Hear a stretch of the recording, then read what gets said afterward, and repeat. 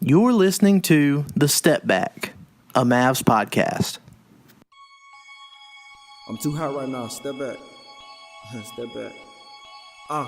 I ball like the Mavs, running this beat like a lab. Luka Doncic the step back, Lord, that boy need a map. Dirk in his bag, I swear I feel it in the air. Dirk in the game, snapping like a crab, but hit never fold when they in the jam. Dennis Smith Jr. coming with the jam, got the whole team cooking in the lab. I say I'm the best, I'm going Super Saiyan. I'm in the booth spitting cause I can. I'm so fly and I may never land. I thank God for every one of my fans. SOD Trigg, just for the chance. Dirk catch five, they ain't got a chance. This came from God, this was a chance. Defense for real, coming with the clamp.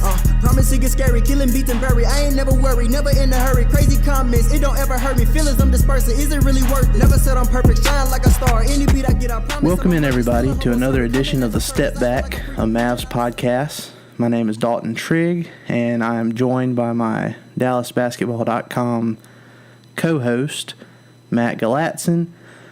We'd like to ask you guys to please like, rate, and subscribe to The Step Back on Apple Podcasts, Google Podcasts, Spotify, and we've got it on all other major podcast platforms as well. Matt, how you feeling tonight? Pretty good, man. Excited to be back for another episode. It was a good win against the Clippers, but, you know, we'll see where it goes from here. It's only one game. Yeah, Mavs, they got a big home win over the Clippers. A lot of stuff happening there. They ended a 4-game losing streak.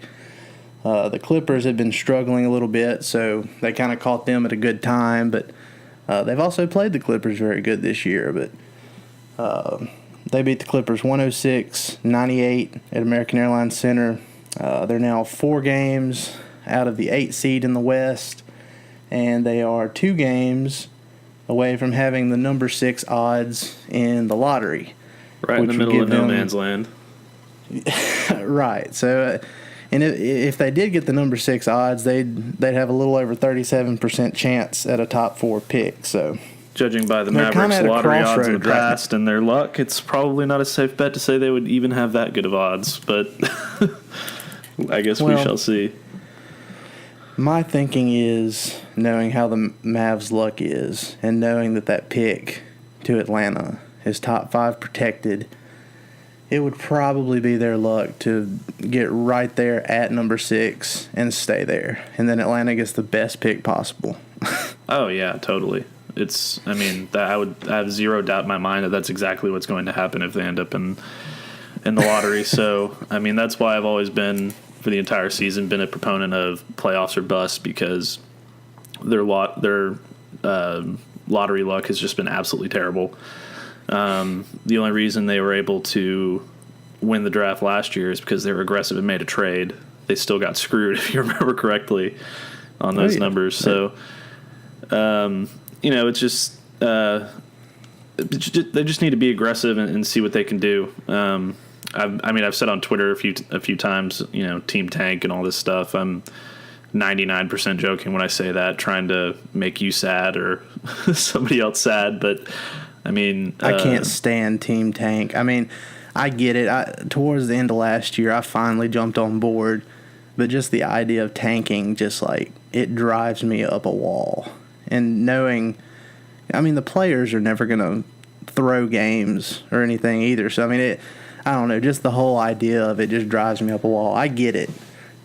You're horrible, and you get a guy like Luka potentially, but I still just... Oh, man, I can't do Team Tank for a half a season. Well, I mean, I got my fill of Team Tank last year. It was an argument for the entire season, and then people finally relented, and even the Mavericks relented, and it worked out. But, I mean, it's a really dangerous slope, because if you start doing that every year, you know, I mean, look at the Sixers. I know they're good now, but they had, 4 or 5 picks in the top 3 or whatever it was, and they got 2 guys that stuck.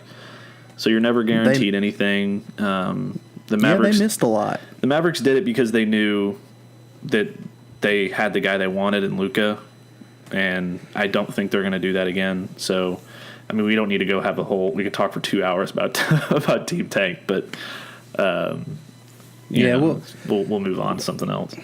Yeah, what we're going to do here, we're just going to talk about some individual performances and, some topics going on with those players, from the Clippers win. But just a brief look at the schedule coming up for the Mavs. They'll play the Pistons at home on Friday. Then Sunday they'll have Toronto at home. And then the next 4 games after Toronto, at New York, at Detroit, at Cleveland, and then you have the trade deadline. So they have a real opportunity here to turn this thing around and maybe not get back to 500 because that Toronto game is going to be tough, but they can get pretty close to it. I mean, it's not just I don't think they have to pull the plug on their playoff hopes just yet, but I mean it's getting dangerously close. Yeah, no, I don't think that getting back to 500 right now needs to be their goal. They just need to start stringing together some wins. I mean, Toronto is obviously, they're arguably the best team in the NBA right now, outside of Golden State now that Boogie's back, and good God, he looked good.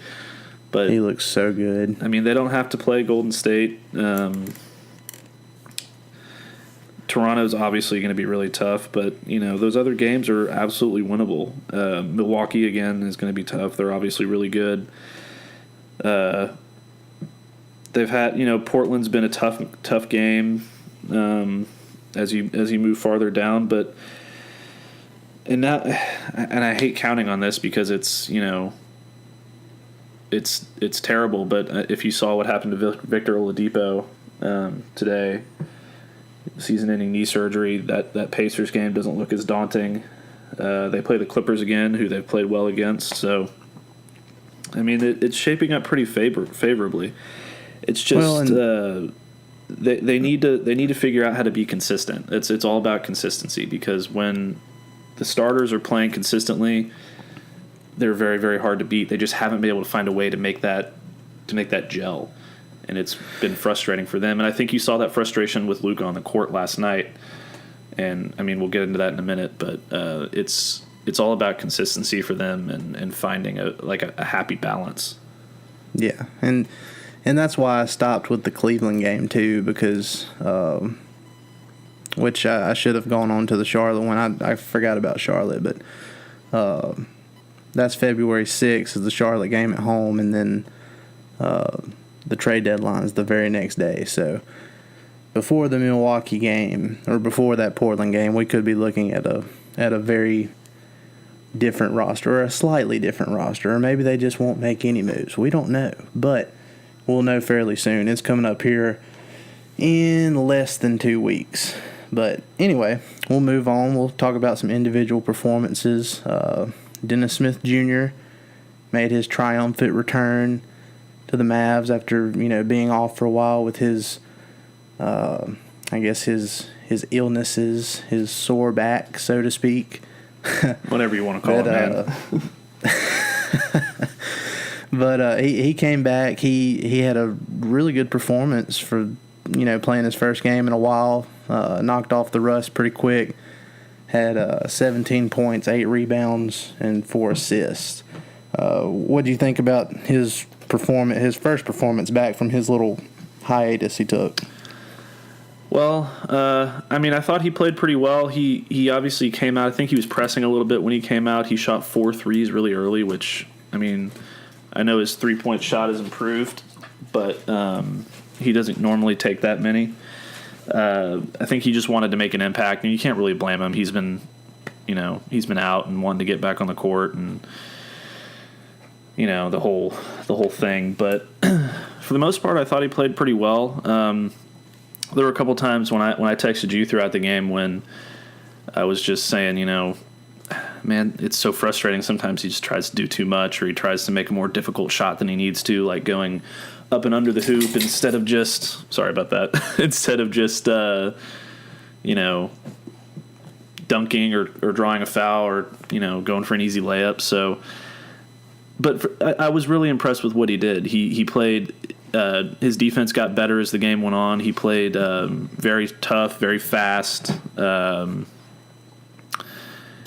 thought that the way that he and Luka were kind of staggered by Rick was, I mean, we had talked about that earlier in the day, like I think maybe just a couple hours before the game, if I remember correctly. Like, we were debating whether or not he was going to come off the bench. Nobody really knew.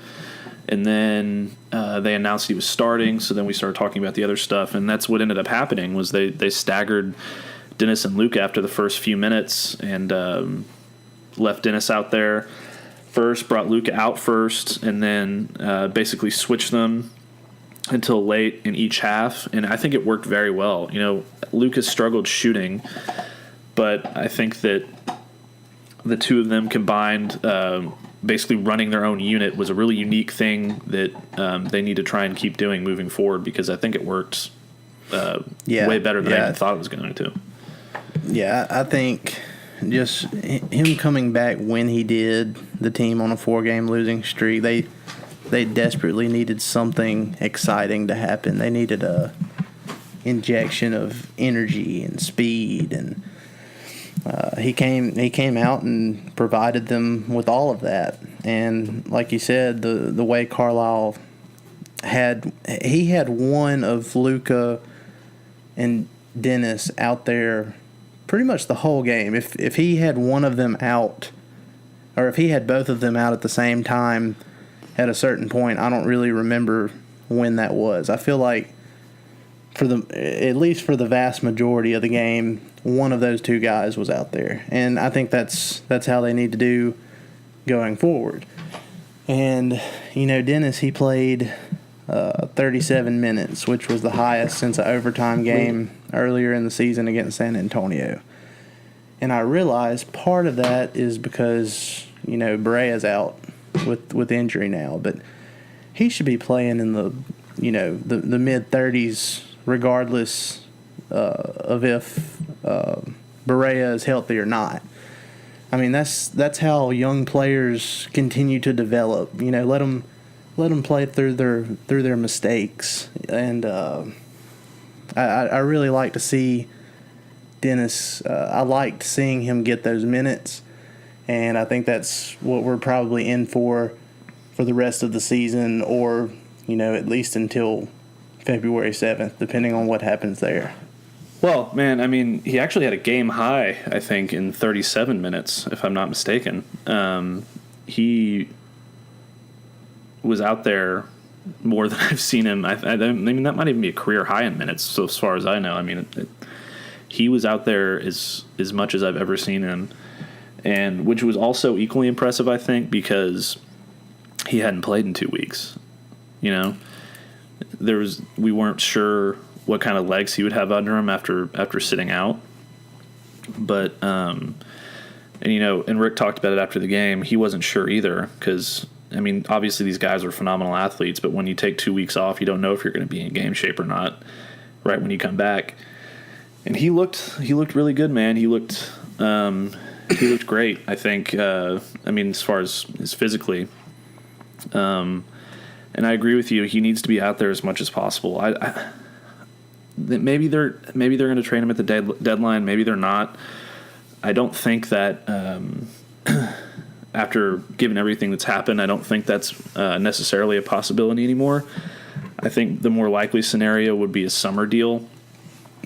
But I mean, we can get into that more later. But I think they need to have as much time with him on the court as humanly possible, both for the development of the team and to seek potential trades, because that's the only way that teams are going to see enough of him to figure out whether or not he can be a part of their plans moving forward, or if he can add anything to what they already have, whether it be Charlotte or the Lakers or the Knicks or whatever. Well, and not only that, but between now and the trade deadline, you never know what other situations around the league could change in that time. You don't know. There could be injuries. There could be, teams that have this, 6 or 7 more games before the deadline, like the Mavs do. They could lose a lot of those games, maybe be out of the playoff picture and become sellers instead of buyers. And you just don't know what all can happen with other people's situations. So exactly, I think it's still possible that he gets traded if the right deal comes along. I think he's definitely going to get traded eventually. I don't think there's much question about that, even though I would love for them to work it out long term. But I think it's possible, but a very slight chance he gets traded in the next few weeks. Well, I think the bigger candidates to get traded in the next 2 weeks, obviously, is Wes Matthews, who, anyway, or Harrison Barnes. Maybe you can throw Dwight Powell in there, but I really think that they're going to try and maximize Dennis's value going into the summer because, the trade deadline's great, but deals that get made in the summer, you have a lot more time to figure out how those are going to fold into what you're doing as a team and grow that chemistry. Because a lot of times midseason trades, you don't really see any significant improvement in your team until the following season or whatever. So, they have no pressure on them necessarily to make a trade because I don't think that there's anything that can make them good enough immediately right now to necessarily make a playoff push. Well, and not only that, but if you're gonna, I feel like the Mavs would be in the discussion right now for some bigger trade discussions if they had access to future picks or near future picks, because having that top 5 restriction on that Atlanta pick really kind of ties their hands when it comes to, bigger deals where maybe they're giving another team a couple of future firsts for a superstar player. If they, just for example here, if they wanted to try and get into the Anthony Davis sweepstakes or something, there's going to have to be picks involved in something like that. So I think that makes an off-season trade a lot more likely as well. But we'll move on to Luka now. He, like you mentioned earlier, he had a really bad shooting night. He ended up with 17 points, 7 rebounds, 6 assists, which is, that's a really good stat line. But he just, I don't know. To me, he looks like he's getting tired. He just looks fatigued out there. And I'm wondering if that's just me seeing that, or what do you think? No, I agree with that. I know he played a lot of games in Europe, and he's kind of used to the European, professional grind or whatever. But it's there's nothing like the NBA. You can go anywhere in the world and play basketball as many days in a row as you want, whatever. It's not going to be like the NBA. It's not going to be as tough. It's not going to be as physical. It's not going to be as fast. You're not going to be playing against the same kind of athletes. And, teams have been targeting him each and every night, throwing their best defender at him each and every night. And while that also may have been the case in Europe, it's a little bit different facing Klay Thompson for 90 feet or however long the NBA court is than facing, some European player. No offense to European players, but, that's just how it is. So I think that coupled with he might just be hitting a little bit of a slump. It happens with shooting. You don't play 82 perfect games in a season. Klay Thompson's one of the best shooters in the history of the NBA, and he struggled for a good portion of the beginning of the season trying to find his stroke, and it happens. And Luke is 19 years old. He's going to hit some speed bumps, and I think that's kind of what what's been happening here is he's just hitting a little bit of a slump, and it's going to happen. It's not that big of a deal. That's why he ripped his jersey. He ended up 0 of 8 from 3 last night, or against the Clippers. And I know there was some people talking about maybe there was some other stuff going on with why he was frustrated, which I think is complete BS, but I don't want to get into it. It's just a young player getting frustrated because he's not hitting shots. And it's been happening for a few games in a row now, and it's it's got to be frustrating because he puts so much pressure on himself to be the best player on the team and to carry his team. And when he can't do that by making shots, it's really tough for him. Well, and another thing that's just mind-blowing is we're sitting here talking about a guy that's averaged 18.8 points per game, 7.4 rebounds, and 7 assists over his last 5 games. He's only shooting 37.6% from the field and even 27% from 3. And that's what we're calling a slump for this guy.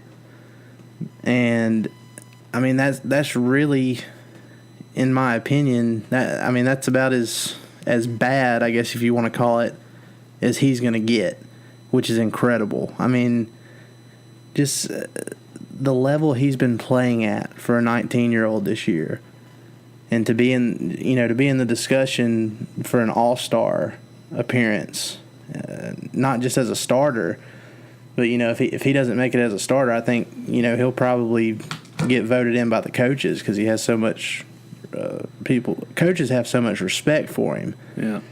But I mean, just to talk about him being in a slump, and then you look up at those numbers, what he's averaging, and if his shot's not falling, he's still contributing in some other way. It's really refreshing to know that, man, this is this guy's floor. He's only going to be better than that.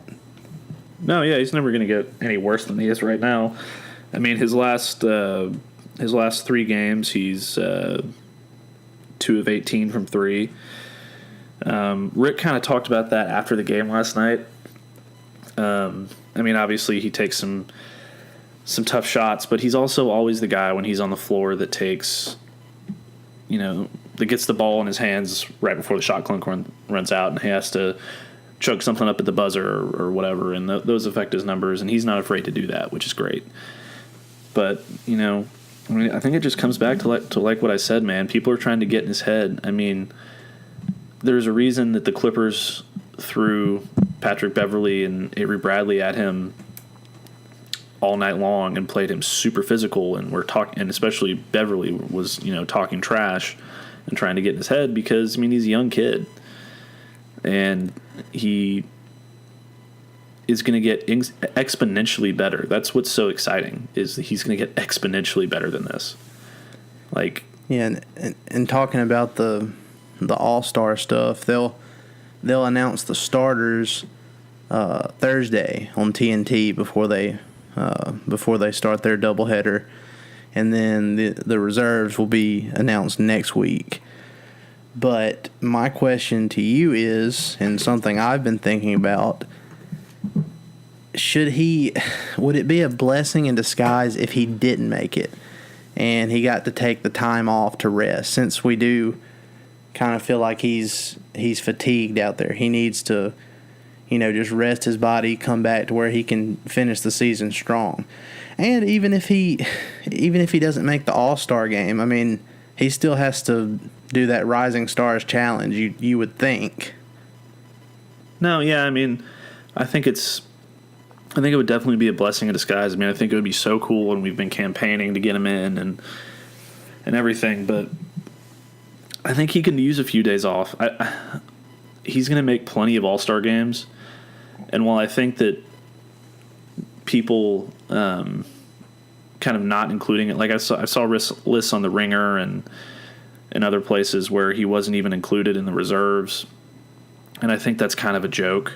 They're doing it just because maybe they think they're basketball purists and that a rookie I don't know, it's stupid. But if that happened, I would not be upset about it in the least, because he doesn't really need to be there. He could use the rest. He could use, being able to take a couple days, go back home, reset his batteries, recharge his batteries, whatever, and take a couple of days away from the game where he's not constantly in the gym or traveling or having to face the best defender on every team every single night, and just, sit back. Even if he just sits back and plays Fortnite for a week, he just needs to decompress a little bit, I think, and it would be good for him. And I don't think that, getting an all-star snub would affect him too much. I would hate it, honestly, though, if he didn't get in and he still had to do the Rising Stars Challenge, because I think that's the dumbest all-star event of the weekend, personally. But that's just my opinion. I think it's a complete waste of time. So you're telling me that you've watched the Celebrity Game and you think the Rising Stars Challenge is the biggest joke of the weekend? Okay, Come on, Matt. Okay, well, outside of the Celebrity Game, yes. You know what? Yes, because I get to watch Kevin Hart win MVP even when he doesn't play in the damn game.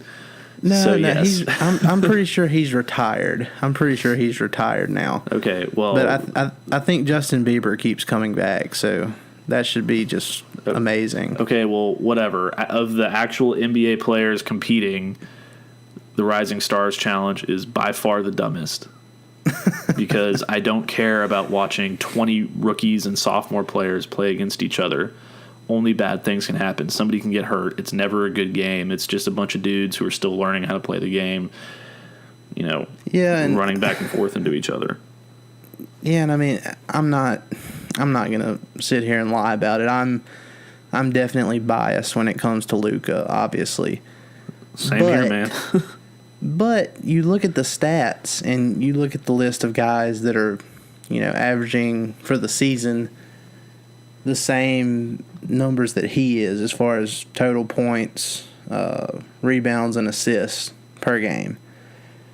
And when you look at that and, some of the big moments he's had this year, he's definitely deserving. Now, that's not to say that others aren't. I mean, there's definitely going to be a snub one way or the other. There always is. But I hope he makes it. We'll find out as soon as Thursday if he'll be a starter. And if not, then we'll have to wait another week to see if he makes it as a reserve.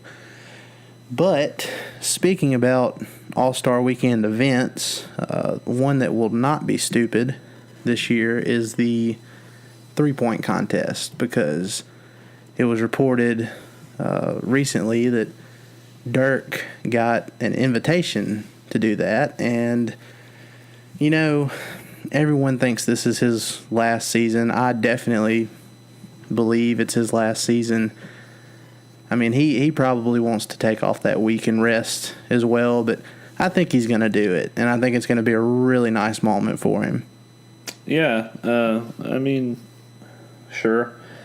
I would love to see him do it. Kind of a farewell all-star tour or whatever, but the only thing I would be worried about, honestly, is if he could get all the way around the three-point arc in that amount of time, even without having to shoot basketballs. I mean, he moves so slow and he's so stiff, but, maybe he needs that to kind of keep him in shape, moving forward. Because let's be honest, when he came back from his injury earlier in the year,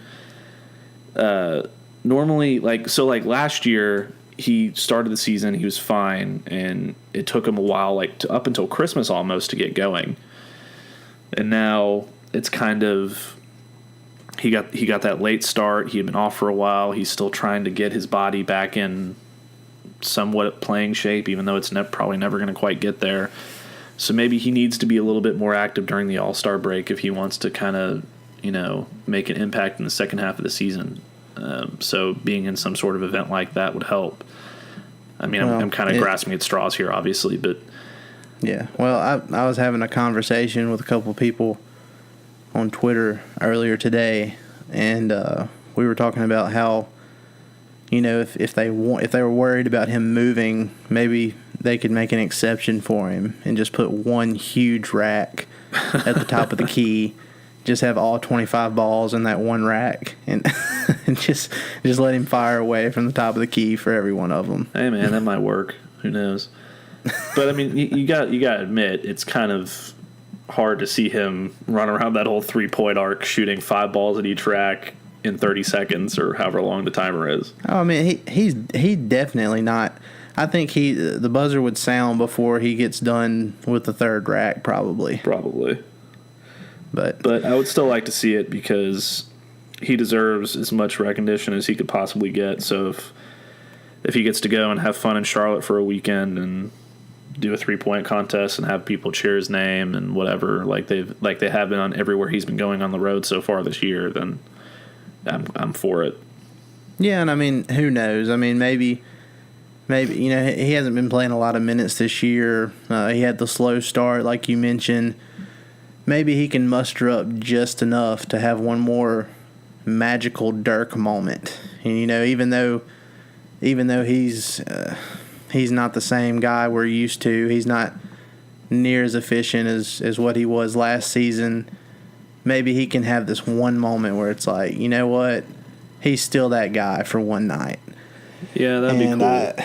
I mean, if you watch Dirk in warm-ups and, how he does at shoot-around and all that, I mean, I would say it's possible that he could make it competitive. But that's something we're looking forward to. I don't think he's officially accepted that invitation yet, but I think he will, and I think it'll be fun.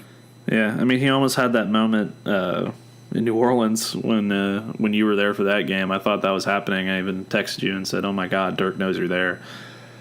But he had that. Look, if that's the last time he plays in New Orleans, which I think it is, I'm glad he made it a special night, because for a brief moment in time in that game, I was like, man, that he's playing like prime Dirk again. This is great. One last glimpse of the GOAT. Yeah. I think if he does it against anybody this year, it's going to be against either the Lakers or maybe the Knicks, because those seem to be the two teams that he always has played the best against. So, I don't know. We'll just have to see. Yeah. Well, moving on from that, we got to give DeAndre Jordan some props here for a little bit. Yeah, because absolutely. we've been upset with him a lot this year, because he sometimes he refuses to put his hands up and contest, and his help defense is questionable at best, to put it nicely, at times as well. But he sure does love playing his former team, the Clippers, and he finished with 13 points, 16 rebounds, and 4 assists. He had 3 of his buckets in the last 5 minutes. 2 of those were assisted by Dennis, one big alley-oop towards the end. So, I mean, he showed up. Don't forget the 4 big. blocks, Dalton. Was that? He had 4 blocks. Did he really have 4 blocks? Yeah, he was blocking shots all night. Well, shoot. I mean, 13, 16, 4, and 4 for the big guy. So, I mean, that's pretty solid. I mean, what do we have to do to get DeAndre Jordan to play the same way against every other team the way he does against the Clippers? Schedule the Clippers 82 times a year. I mean it's kind of... we started this little segment like we need to give DeAndre some praise, but then we do. He played really well, and he is a major factor in why they won that game. But he needs to play like that every night. Number 1, because that's what he's getting paid to do. Number 2, because, he's on a 1-year contract and he's playing for his own money. And he needs to put in that kind of effort if he wants to maximize his money going into the offseason next year, whether it's from the Mavericks or whoever. He can't just break that out 3 or 4 times a year. Yeah, and I mean, I'd be lying to you if I told you that I watched every game he played with the Clippers. So I don't know if he was showing the same kind of pattern last year or not, but I've almost thought that because he's an unrestricted free agent and he is playing, for his last contract, he's showing you these flashes of what he could do every single night. I mean, there's no doubt about it. If he wanted to, he could go out there and do this every single game. But he doesn't. And I'm wondering I'm wondering if he's just trying to coast a little bit so he doesn't risk injury or what he's doing. But I mean, if he would play like he did against the Clippers for this next 6-game stretch before the trade deadline, we'd be looking at being right there at 500, in my opinion. I think we would, or be right there at it. So, well, I don't know what they need to do, but I mean, when Jordan plays like that, I mean, you wouldn't mind if the Mavs went and signed him back for 3 more years after this season if he could continue to do that. Yeah, I mean, there's 35 games left, I think. So right. Put that kind of effort out there for 35 more games.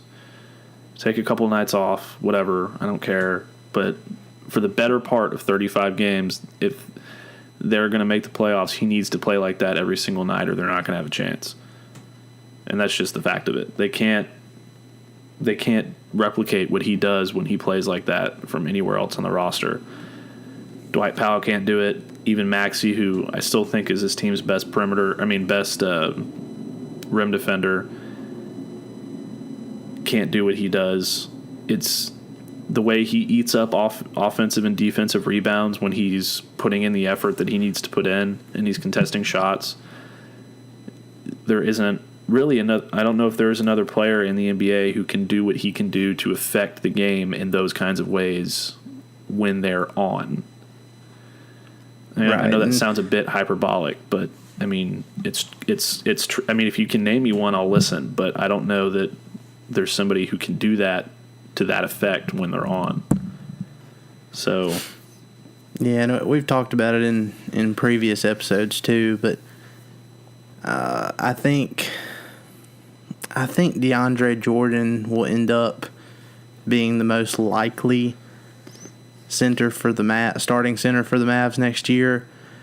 But when DeMarcus Cousins came back and you see how he's playing in limited minutes and you're thinking, man, he looks really good. He wasn't rushed back from his injury and everything. I mean, you start to think like, well, I mean, depending on how that goes the rest of this season, they might just try and go after DeMarcus Cousins instead of hanging on to DeAndre Jordan. But I don't know. I think it could go either way. I think it depends on how this season ends. I think it depends on how much money DeAndre Jordan wants, how many years. We'll just have to wait and see on that. But I mean, I do know the other day I had mentioned that the Mavs were going to be monitoring Cousins for the rest of this season, and then Tim McMahon quoted that tweet and basically confirmed that they were definitely going to be keeping an eye on Cousins, and he went as far as to say that the Mavs were definitely going to be in the market for a new starting center. So he thinks DeAndre is gone. I don't necessarily think that's definitive at this point, but we'll see how it goes. I don't think anything's definitive at this point. What I do think is that I've heard, I mean, you know where I stand on Boogie. I would love to have Boogie, but as many times as I've heard Boogie to Dallas in the last, few years, all the way back to when he was in Sacramento, Fish talked about it in his column today. I mean, it's like we hear Kemba to Dallas every time there's a trade rumor. So I don't put much stock in it until I actually see it happen. DeAndre seems like the most likely scenario to me. Him and Rick are very tight. He seems very tight with the rest of the team. Although we don't know how much of this team is going to be back next year, I still think that he's probably going to be the runaway favorite to be the center until we hear otherwise. I mean, who knows? they could trade him by the trade deadline for all I know. But I don't know that you can put any stock in Boogie rumors until. I mean, it's almost like, remember how we were so skeptical of DeAndre coming here? It's almost like that. Yeah. Like, it has to happen before I believe it. Well, I mean, I'll admit that I'm kind of like this with a lot of scenarios, but I mean, I actually saw it as a good possibility. That whole season last year, I was saying, like, they should go ahead and just trade for DeAndre, get him in the door early and see how it works. And then, lo and behold, they went and signed him first day, or they agreed to a contract the first day of free agency last summer. But I mean, he's still I'd say a top 3 rebounder. He can go out there. Like I said, if he tries, he can go out there and he'll get you 15, 16 boards a night if he gives the same effort that he did the other night against Clippers. So, I mean, the talent is there, but then also, and this is something Fish has talked about in some of his pieces here lately and, throughout the summer too, but DeAndre Jordan is like really close friends with a lot of high-profile free agents. And I know you're probably the same way with this as you are, the Boogie Cousins stuff about you've heard it so many times, and, Dallas players recruiting other players, and the whole Chandler Parsons saga that we had. He was supposed to be a high-profile recruiter. But I think it could be real with DeAndre Jordan. I think he's good enough friends, and he's still effective enough as a player. He's got enough years left, at least 2 to 3 more years, I think, of being capable of playing how he is right now, that he could attract some high-profile talent to the Mavs if they keep him this summer. So I think that would be another upside, not just because of his play, but what he could potentially bring to the team through other free agents, because they're going to have a lot of money to spend this summer. Yeah, I mean, sure. I don't disagree with what you're saying. DeAndre has a lot of great connections around the league, and I think that's great. I think it's much more realistic possibility that that's the case as opposed to chance him. I mean, I always thought you want me to Matt. You want me to put a really crazy idea into your head? Don't laugh. Okay. Don't laugh at me. Okay, go for it. Okay, DeAndre Jordan vacations with Kevin Durant like every summer. Stop. No, don't. I don't want to stop. Put it in your head, and let's will this to happening. Let's will this into existence for the Mavs. Kevin Durant. Okay. Playing with Luka Doncic. Back on planet Earth. Okay. All right. I always thought Chandler Parsons was a little bit of a D-bag, personally. I know he had like a lot of friends around the league, supposedly, but I think there's a reason that didn't play out the way it did, or the way it was supposed to. And I think that DeAndre is a very likable person, and there's a reason that he's friends with all these people. I mean, he's the most fun person in the world to be around in the locker room, even after they lose. Like, he's just a funny dude. Like, he shoots shit back and forth with the media. He's always cracking jokes, and he's really engaging and easy to talk to, and I wouldn't be surprised if he's able to lure a few people. I don't know who his close friends are necessarily besides Kevin Durant, like you just mentioned and broke my heart over. But it's not out of the realm of possibility that he can do that. I'm not saying it is. I just don't want to get my hopes up again for something to happen. Now, obviously, it's a completely different scenario with Luka being here and having all of that cap space and free room on the roster, but I just don't want to talk myself into another, oh my God, we're going to go out and get Mike Conley and Hassan Whiteside and then come back with Wes Matthews or whatever, That was a fun summer, the Hassan Whiteside, Mike Conley double pipe dream. I remember that. Yes. One of the more depressing summers of my life, if I'm being honest, from a basketball standpoint. Well, the way I look at it, all roads led to Luka Doncic, and that's all that matters. And the Mavs, they've missed on a lot of players, but they've also dodged a lot of bullets. Dalton Trust me. That's how I've been getting through these last few months. Like, every time I see Giannis or somebody else that the Mavs could have drafted or could have signed or whatever, I'm like, you know what? Had they gotten him, we would not have Luka, and we would not be here right now. So it's fine. It's fine. And that's true. Which we say that, but as much as Donnie Nelson, pretty much stalked Luka from when he was in the womb, he may have went out and gotten him regardless of who the Mavs had. You never know. He was dead set on getting his guy, and he got him. That's absolutely true. But anyway, we did want to make a quick note. We talked about Dennis and Luka and DJ and Barnes. He had a bounce back game shooting wise. He shot 7 of 14 from the field. Very nice. Hit to three see. of his four threes. So that was a really good sign from him.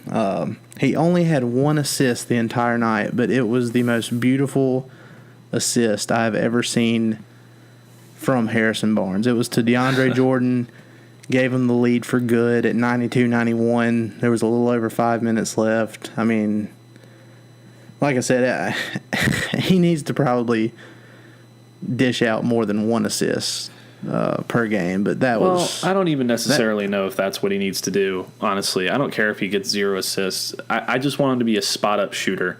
Like, I'm tired of him taking the ball to the rim and to 5 people and then hawking up a prayer. Like, I just want him to hang out on the three-point line and catch the ball. And if he wants to kind of maneuver himself into the post, if he's more comfortable, like on the high post or whatever, that's fine. But he needs to be a shooter and not a shot creator. And don't get me wrong, I'm not saying he needs to go out here and, average 5 assists per game. It'd just be nice if he could get 2 or 3 on a nightly basis, because when his shot isn't falling, that's when he needs to be looking for his teammates. There's times where he'll drive into the paint, or he'll back down and just keep backing down and turn around for an awful shot over 2 or 3 players. And the reason he's shooting over 2 or 3 players is because they know he's not going to pass it. Yeah, no, that's true. Even the Clippers players last night, when he made that, it was an outstanding bounce pass to a rolling DeAndre for the dunk. Even the Clippers players were just like, what just happened? This is like the best assist you've ever seen in your life. I don't think it's just Harrison Barnes. Like, you're really hyped about this assist. I mean, you need to just go back and watch it. It was awesome, and you could just see like the shock in my opinion, you could see like the shock on everybody's faces. Like, oh my God, he just did that.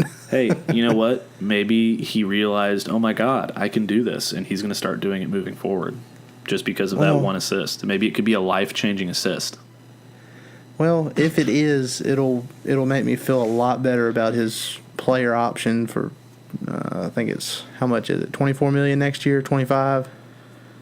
Yeah, no, I think it's 25, and there's absolutely no way, unless they trade him, that he's not going to be a Maverick next year, because he's not going to forgo that much money to anyone, because he's to go anywhere else, because he's not going to get paid like that anywhere else. I mean, he's going to be a Maverick next year unless they trade him. That's like certain.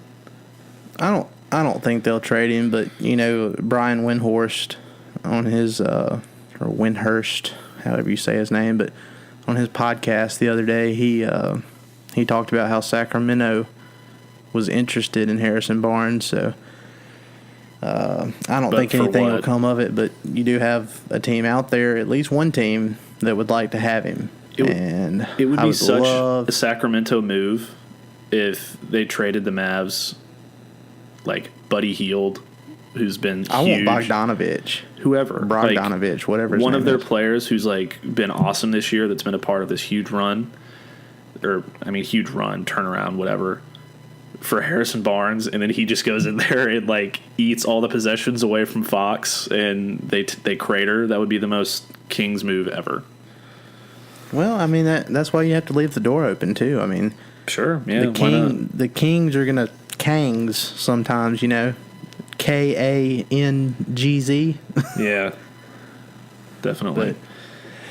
But anyway, we'll talk about some more trade stuff, some more solid stuff, information that we know right now.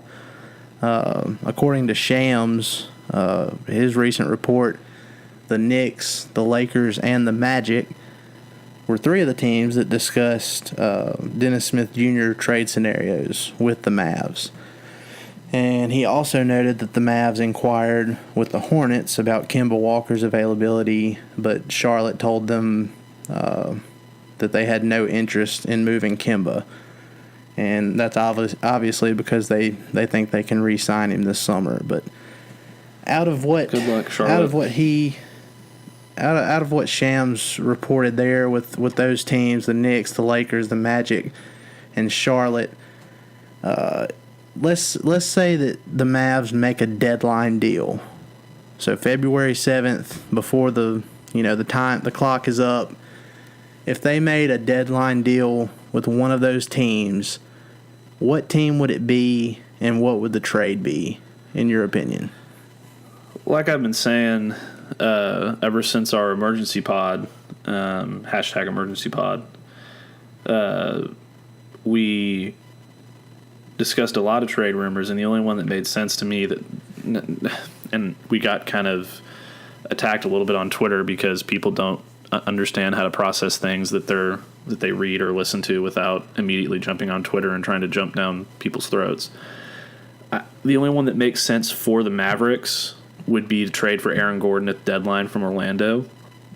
There's nobody on the Lakers or the Knicks that really makes sense to me as far as making a deadline move to get better. Tim Hardaway Jr. doesn't do it for me. Frankie Smokes doesn't do it for me. Brandon Ingram, if they would even consider that, doesn't really do it for me. Kuzma doesn't really do it for me. I don't think the Lakers are really looking to part with any of those players anyway, so it doesn't matter. I don't know who they would be considering. Lance Stevenson, I don't know. Who else was it? The Knicks, Lakers, and Matt. Yeah. So and then Charlotte, that was a long shot anyway. So I don't know that any of these are necessarily realistic, other than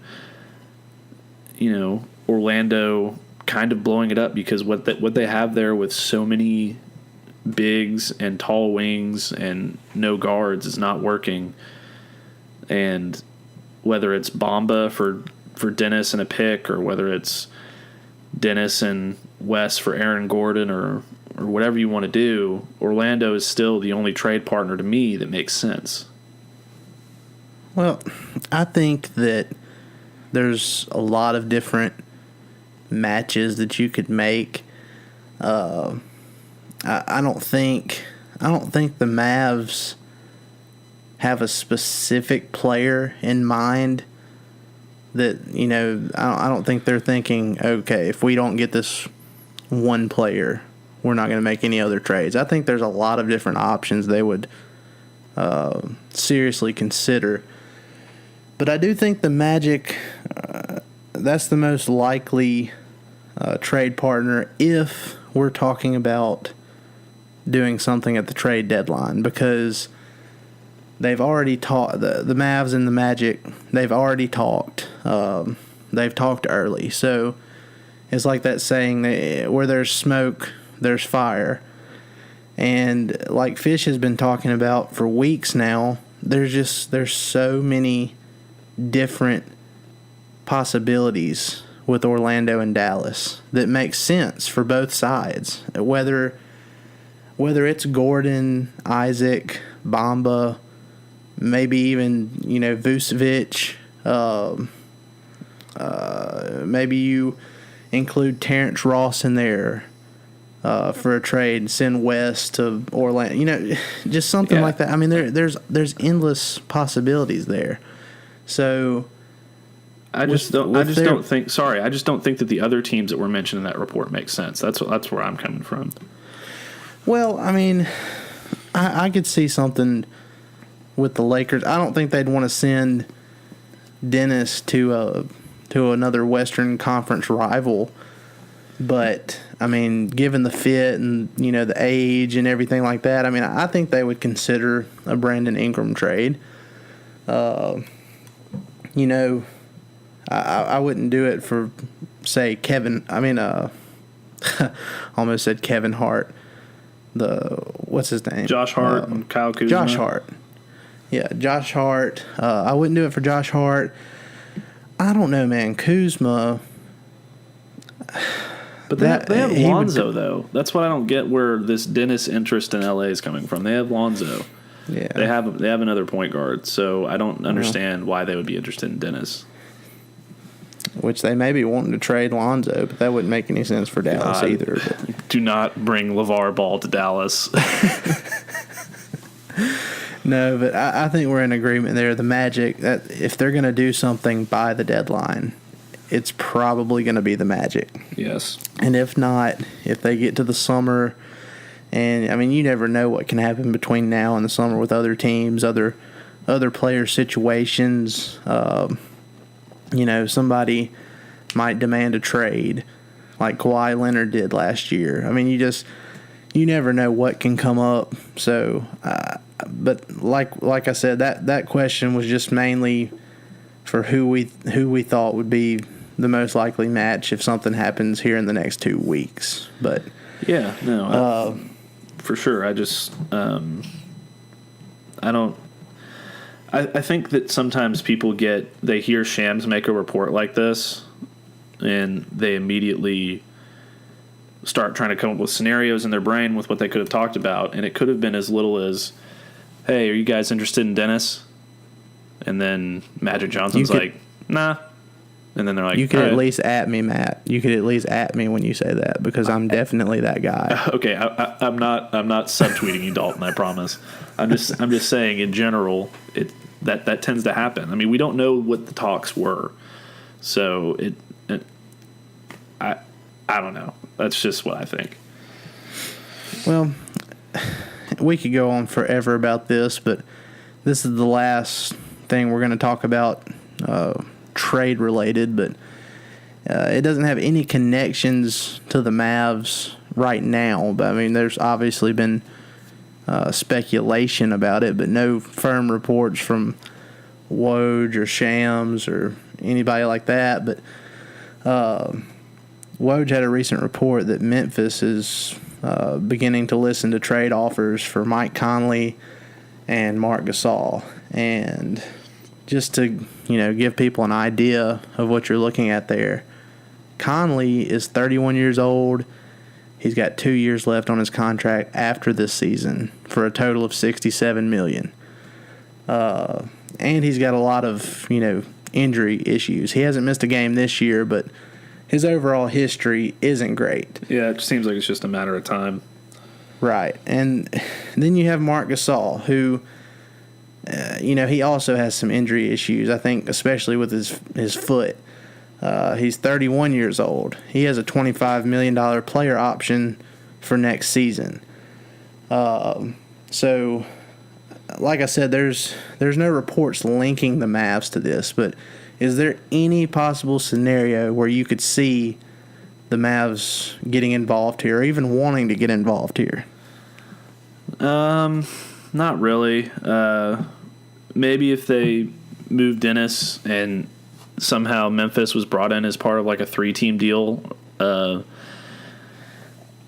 perhaps. I mean, I'm not an expert on cap or anything like that, but I don't think they're looking to go older. I think they're looking to get guys in their prime, and neither of those guys are really there. I mean, now don't get me wrong. I think that those guys could really make the Mavs a scary. Either of those guys really could make the Mavs a scary team, if and maybe make a playoff push if they're motivated. But I don't really see them getting involved there unless it's kind of out of left field. I mean, I don't see what they could do to to get into it, even if they wanted to, or why they would have interest in two aging guys who have injury problems.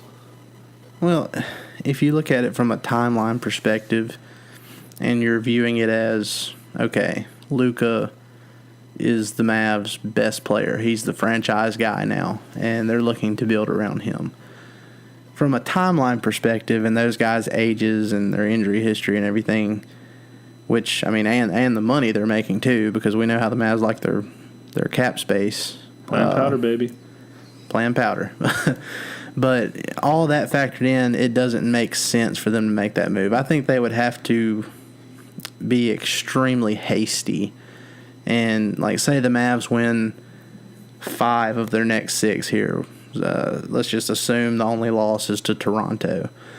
And, you know, they climb back within, say, a game or 2 of that final playoff spot. They would have to make an incredibly hasty move to trade for Conley or Gasol in order to make a playoff push just for this season. I mean, I don't think they're going to be that short-sighted about it.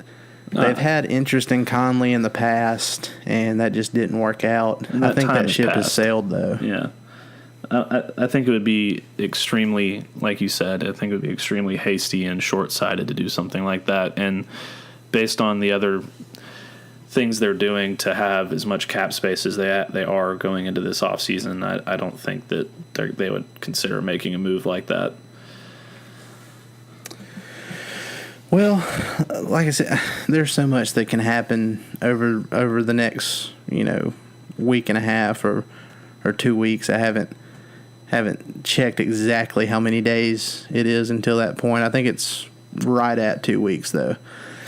So there's probably going to be more rumors come out, more stuff we can talk about trade related, but we'll move on from that to our final segment here. We asked a lot of our listeners that follow along with us on our Twitter page at StepBackMavs to send us a DM for how they would fix the Mavs just for this season. Not thinking too far ahead, just for this season, what would they do to fix this team? And we picked the top 5 responses, and I'll read off the first one here and let you answer this one or give your thoughts on this one, Matt. But this one's from Jasper. His was pretty straightforward. He said trade Wes, insert Dorian Finney-Smith into the starting lineup, and move the ball more on offense. And if those 3 things happen, he thinks that that's the recipe for getting into the playoffs. I don't think it's that simple. I do think it's a good idea to trade Wes. I'm kind of tired of watching him play basketball at this point. And I think he's hurting more than helping. And I don't think it's all necessarily his fault. But inserting DFS into the lineup is also, I think, a pretty good move because defensively in their starting 5, they've kind of had a problem defending bigger guards and wings on a consistent basis because Wes also is the biggest or is the most utilized guy in that area, and Dorian's just a better perimeter defender than he is. So I think that would make their starting lineup better. I think it would hurt the bench because Dorian's a really key part of rebounding and defense on that second unit, and taking him out of that situation could hurt. I mean, it's kind of a messy situation, but it would also depend on who they bring back with the West trade. So I think he's kind of on the right track there. I don't disagree with what he's saying. If they did trade Wes, and obviously it depend on who they get back in that kind of deal, I really like the idea of starting Finney-Smith, and I saw this before the game last night, and we've been advocating for Maxi Kleber to be in the starting lineup full time the rest of this season, and he actually has a better net rating, coming off the bench and just getting more minutes off the bench than he does as a starter. And then the Mavs, they actually have a better record, a winning record, when Finney Smith has started games this year. So I think he's definitely on to something there. If they did trade Wes, even if they didn't trade Wes, I think starting Finney Smith, bringing Wes off the bench, that would be a pretty good option as well. But yeah, that'd be a good start too.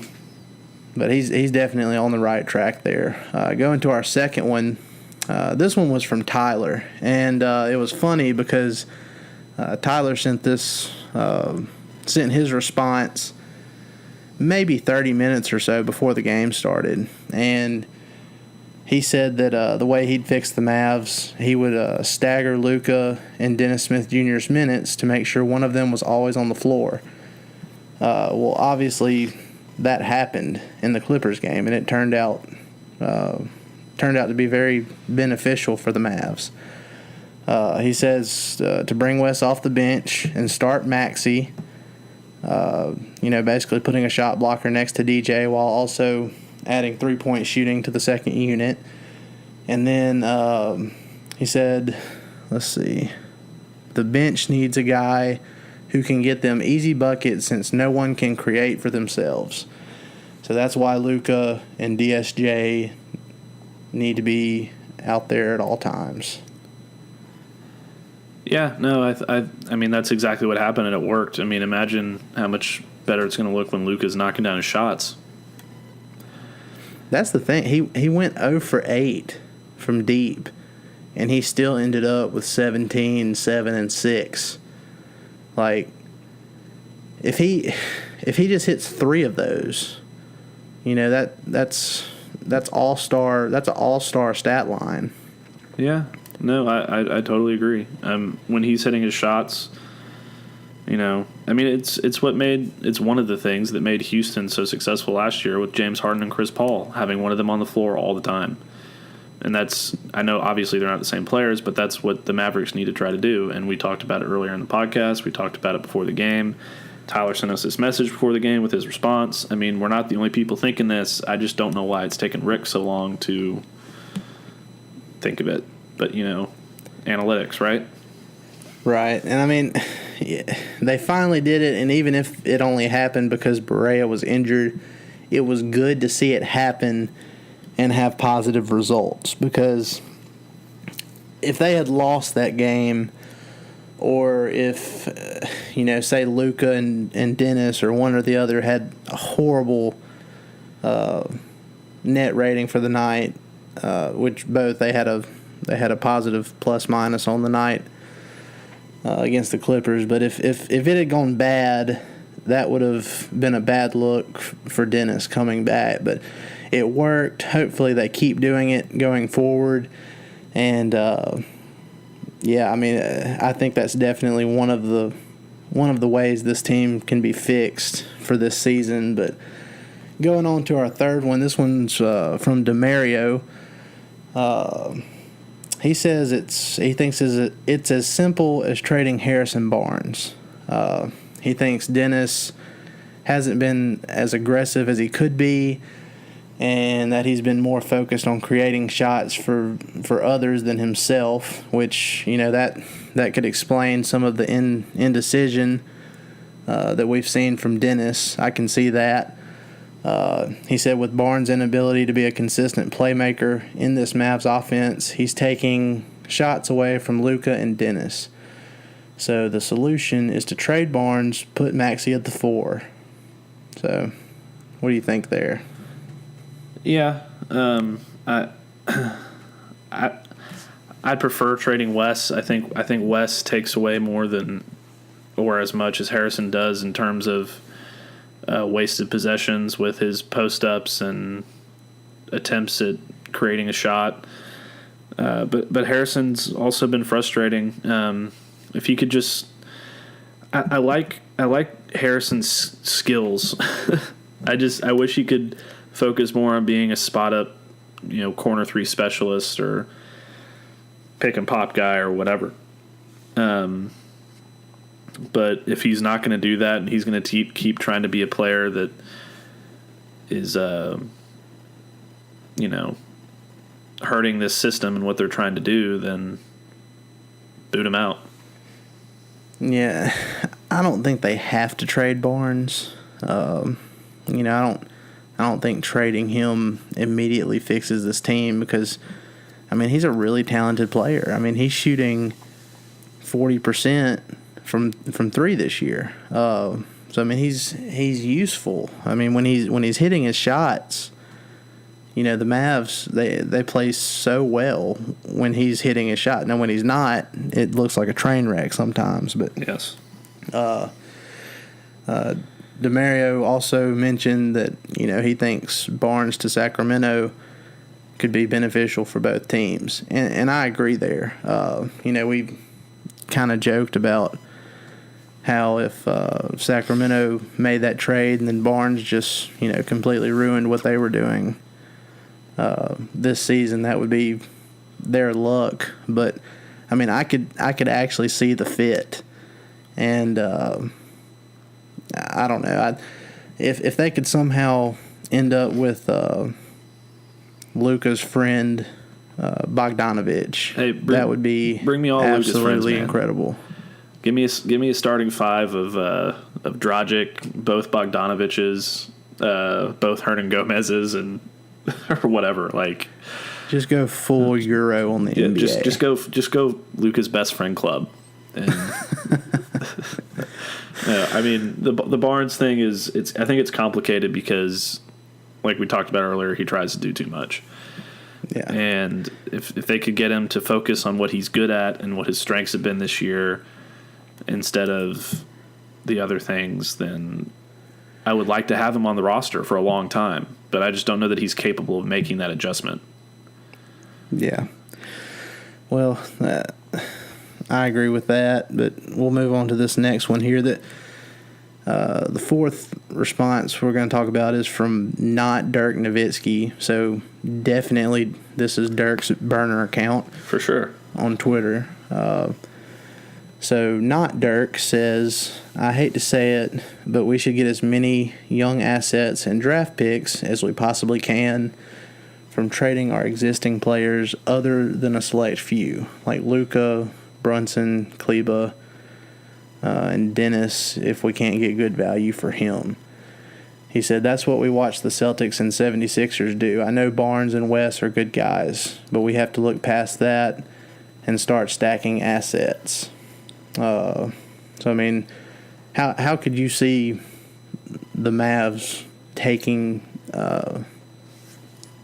that stance in the next few weeks? You think that's possible to have a complete sellout? I think only if these next few weeks don't go well. We talked earlier in the podcast about the schedule they have coming up and how it's going to allow them to kind of get back into things after such a tough grind.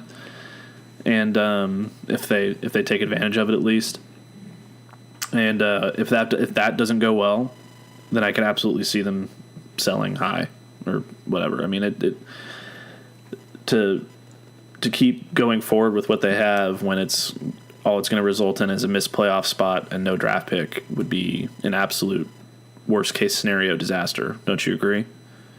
I agree, and I think if things go south here pretty quick, that they would entertain trading. I think they're definitely shopping Wes. So they're shopping Wes. I don't think they would trade DeAndre Jordan.